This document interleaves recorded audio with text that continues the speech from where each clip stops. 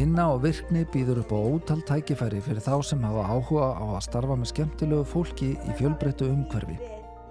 Starfsemin fer fram á vinnustöðum Ás styrktafélags sem eru Lækjarás og Bjarkarás í Stjörnugróf í Reykjavík og Ás vinnustofa í Ögurhvarfi í Kópavogi.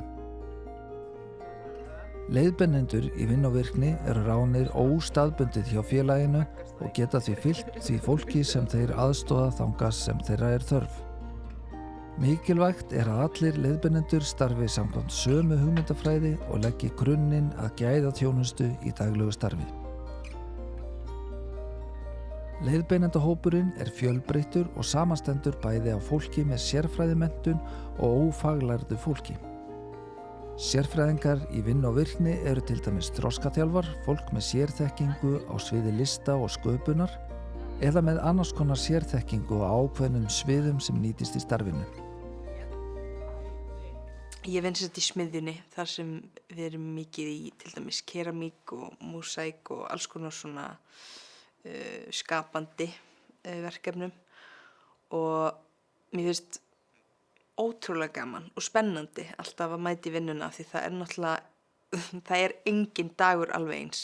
Það er náttúrulega mismikið sem fólk getur gert alveg sjálft. Sumir geta gert bara heilan mósækdisk án þess að fá nokkra aðstoð og aðrir þurfa kannski aðeins meiri svona utanumhald.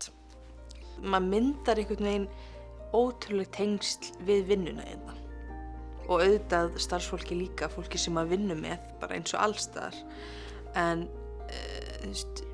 líka ég hef mikinn áhuga á skapandi greinum og ég fann mitt svona svæði sem er þarna í smiðjunni og það er eitthvað þannig fyrir alla. Sumir eru kannski ekki alveg þar og eru kannski meira bara að hugsa einstaklinga sem þurfa meira aðstoð í ykkur allt öðru. Og ég meina við erum með bara í húsinu, við erum með 4 mismunandi vinnustæði sem að framleiða mismunandi hluti og það er eitthvað fyrir alla hérna. Það hefur náttúrulega bara gefið mér, það víkkar náttúrulega bara heiminn, sko. Í hvert skipti sem maður hittir fólk sem er öðruvísi heldur en kannski fólk sem maður þekkir eða er í manns innsta hring.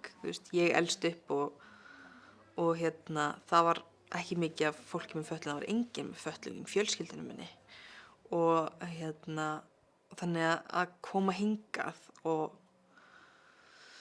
kynnast sko ekki bara einhverju einni manneskju eða einhverju ákveðinni fötlun, að kynnast bara allri flórunni er ofboðslega lærdómsríkt og maður verður svona, maður hugsa líka sjálfa sig allt öðruvísi í samhengi við það. En auðveldar sína samkennd gagnvart öllum, ekki bara þessum hópi, bara almennt.